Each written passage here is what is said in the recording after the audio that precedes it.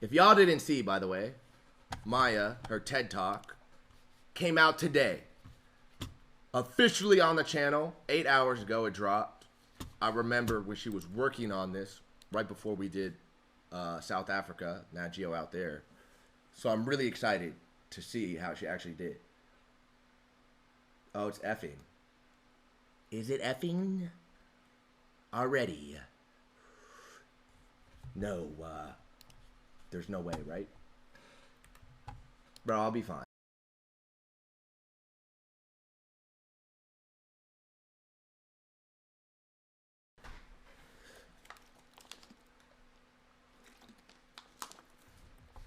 Okay. Are y'all ready?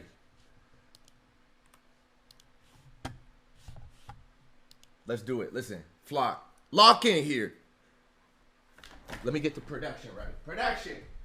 I can get the lights and everything, please, to make it a little bit more cinematic. Thank you.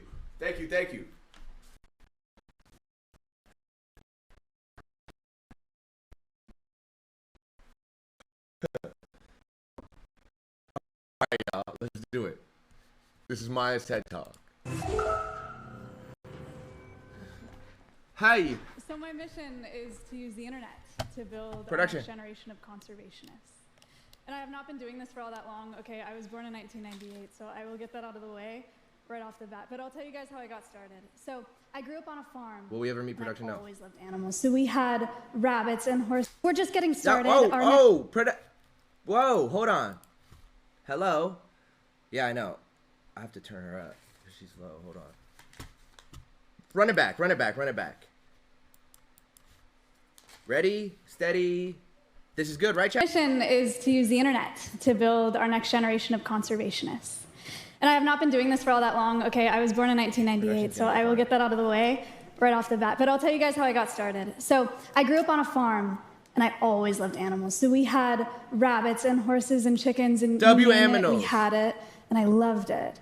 So then when I was 18 and in college, naturally, I got a job as a zookeeper. So I put on the safari outfit, and I would bring animals. Hold on. Let's try to ID some of these here. That's definitely a kangaroo. That's a snake, and this has got to be some sort of guinea pig hybrid on the left, right? Right? What do we got right here on the left? Animals like kangaroos and lemurs to schools and birthday parties to teach kids about wildlife. Awesome. So you have a pretty cool job. It was really awesome. So then one night after work, I met some friends online who were live streaming themselves playing video games on Twitch.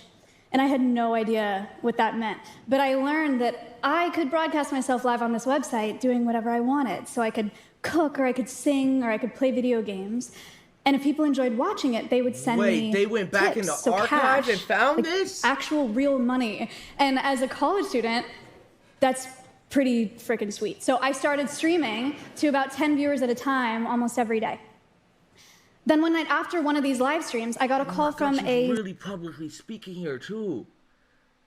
This is a room packed out full of people. Zookeeper friend about this red-tailed hawk who had been hit by a car and he needed help. A red-tailed hawk? So we brought this red... Then one night after one of these live streams, I got a call from a zookeeper friend about this red-tailed hawk who had been hit by a car and he needed help. So we brought Bean, that's what we called him, home to my college house, and I started to rehabilitate him in my backyard. So then one night I'm live streaming, I'm cooking, I'm talking... She saved a flock! Do y'all hear that? I didn't even know this part of the story. About this new hawk in my backyard, and one of my viewers didn't believe me. They didn't believe that I had a bird in my backyard, and I could not have that. So I put my falconry glove on, and I brought the bird inside to show them, of course, because I have a problem. And one of the people... What? What? Just in the kitchen vibing with the fucking falcon. Watching this stream made a short video of this moment, and they shared it on Reddit, and it went viral. So my viewership shot up overnight, and I started live streaming Bean's rehabilitation process. So I'd call him from his perch to my glove, and the people watching my stream started becoming as invested as I was in his recovery. It was like they were doing it with me, sort of, which was the coolest thing that I've ever done. And then eventually, because I was reaching so many people with Bean's story, the zoo that I worked at started allowing me to bring animals like cockatoos and reptiles home to present on my live stream. Another member of the flock. So suddenly, somehow, I had turned this zoo outreach job that I had into a work from home situation, right? Which is awesome. But instead of reaching 20 kids at a time in a classroom, I was reaching thousands of people at a time, all over the world. So this was when it really clicked for me, right? It's actually revolutionary if you really think about it, bro. If you really break it down. I think she's about to. Hold on. Do this for the rest of my life. But I wanted to do it at a much, much larger scale. So then 2 years later, at 22 years old, I came up with a plan, and the vision was to build an animal sanctuary that nobody visits, or at least not in person. So we would rescue animals and build huge animal enclosures, and we would live stream conservation education programs online. Been there. So people could fall in love with our animals. We would live stream conservation education programs online. So people could fall in love with our animals the way that they fell in love with Bean, that bird. Our animals would be able to reach millions and millions of people without having to meet a single one of them in person. And then, of course, I would fundraise all of the capital to do all of these things and build this entire facility in one single live stream, which is the craziest idea that I've ever had. So but this is crazier. It worked somehow. So I'm live streaming one day, and there's oh, thank you. Whoa. I'll take the applause. Thank you so much. Make some fucking noise, man. So I'm live streaming one day, and someone in my take the applause. Thank you so much. So I'm live streaming one day, and someone in my live chat said, Maya, if we raise $500,000, would you shave your head on stream? And I said, yeah, duh. Because who wouldn't do that? Who in their right mind wouldn't do that? Apparently, that was pretty motivating, though, because over the course of a 21-hour-long live stream, we fundraised $573,000. Wait. How? We fundraised, motivating, though, because over the course of a 21-hour-long live stream, we fundraised $573,000 to build the sanctuary. She's the GOAT. W haircut in the chat. Look at the airline here. You see the airline. 23-hour live stream, $500,000 that funded Alveus and kickstarted this whole journey for her. It's actually so sick, bro, what she has done. And I think she's really just getting started, too, which is the craziest part. So I bought some land in Austin, Texas, started building animal enclosures, and I started growing my hair back. And that takes about 2 years, in case anyone was curious. And these screens are huge. That is a huge picture of me bald in front of a lot of people. Okay, so next up. No, that is hilarious. Rescuing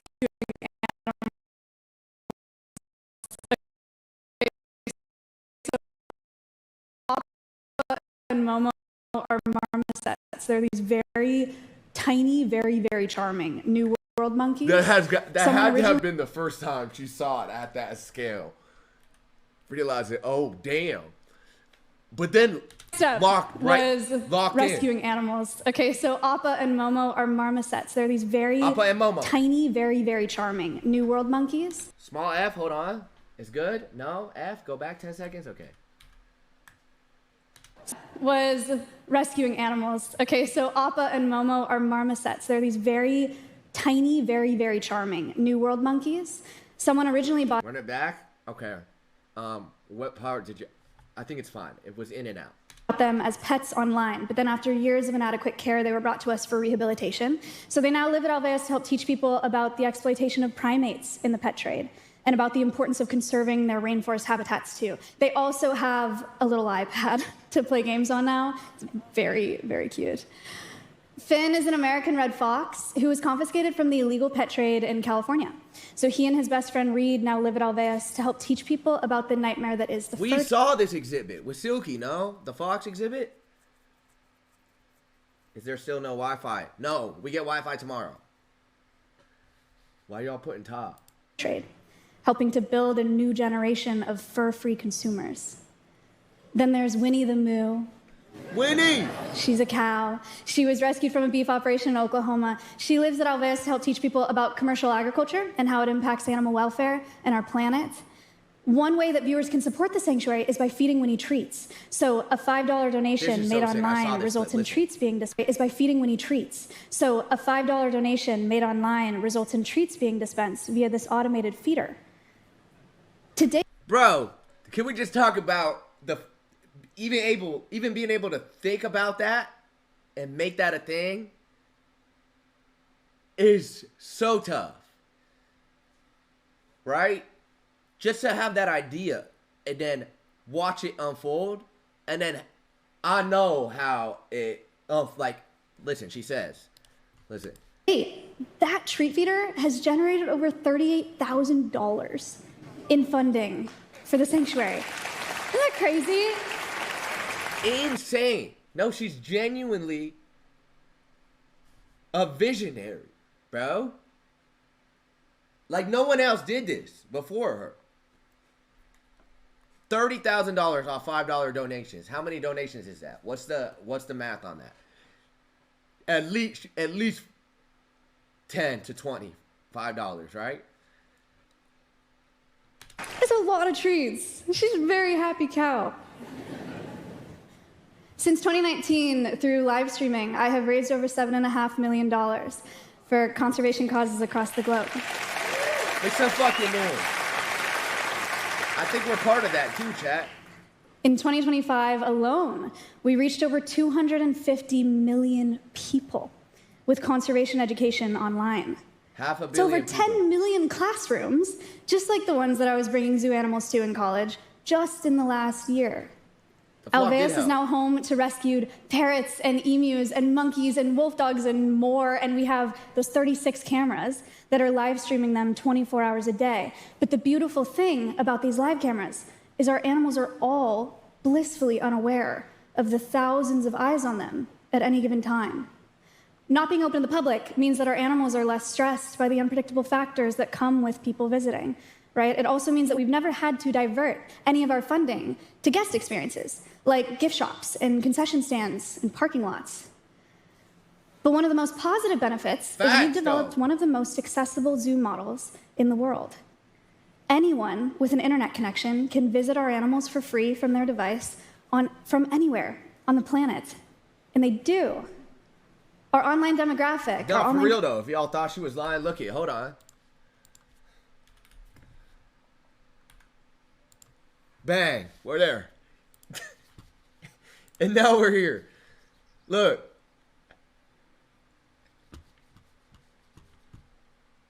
Alveus is good. Name is fire.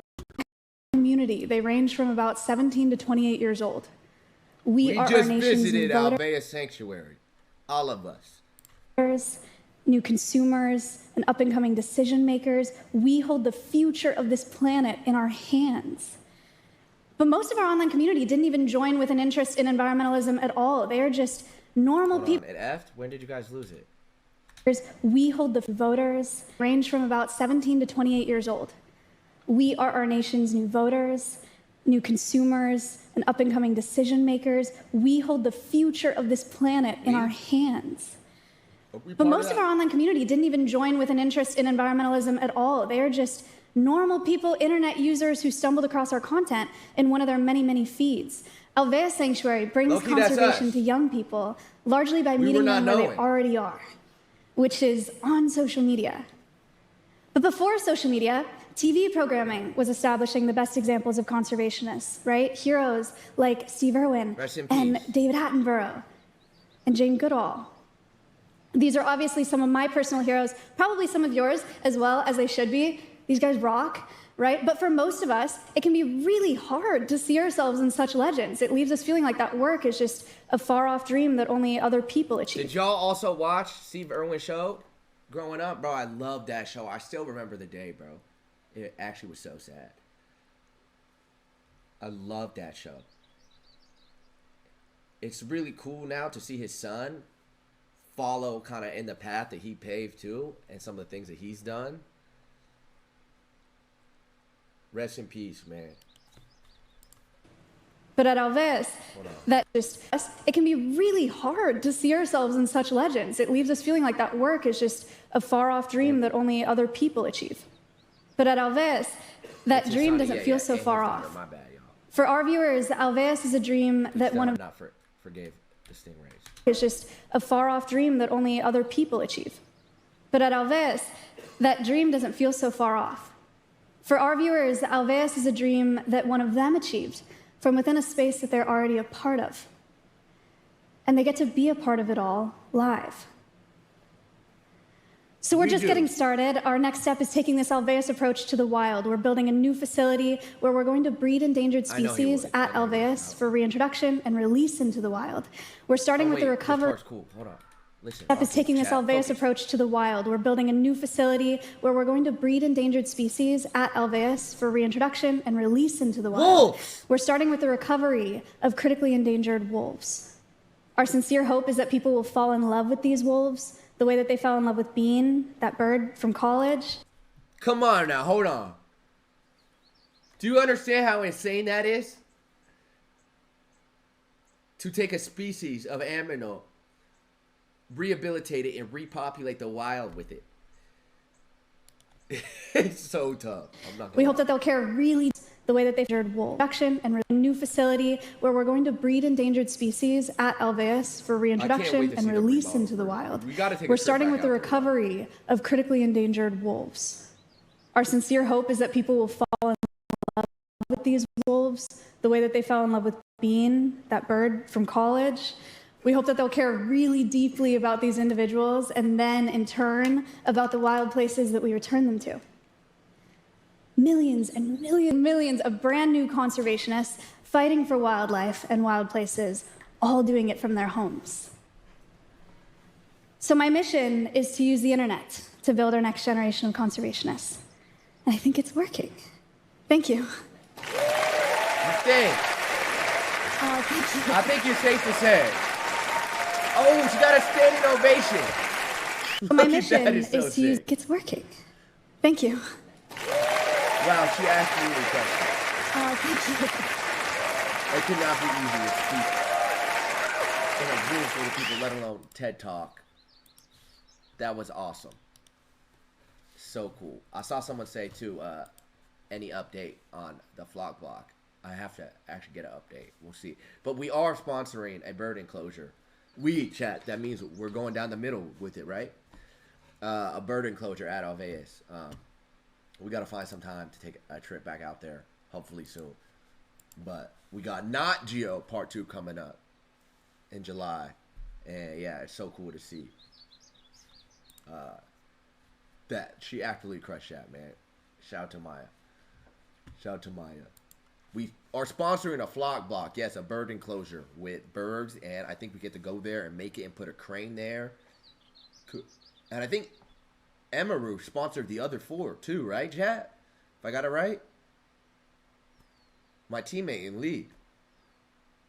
And we get to name it. We get to build it. And I think we should put a crane in there. It's so cool to see. That was awesome, though. Shout out to Maya. She's actually goated for that.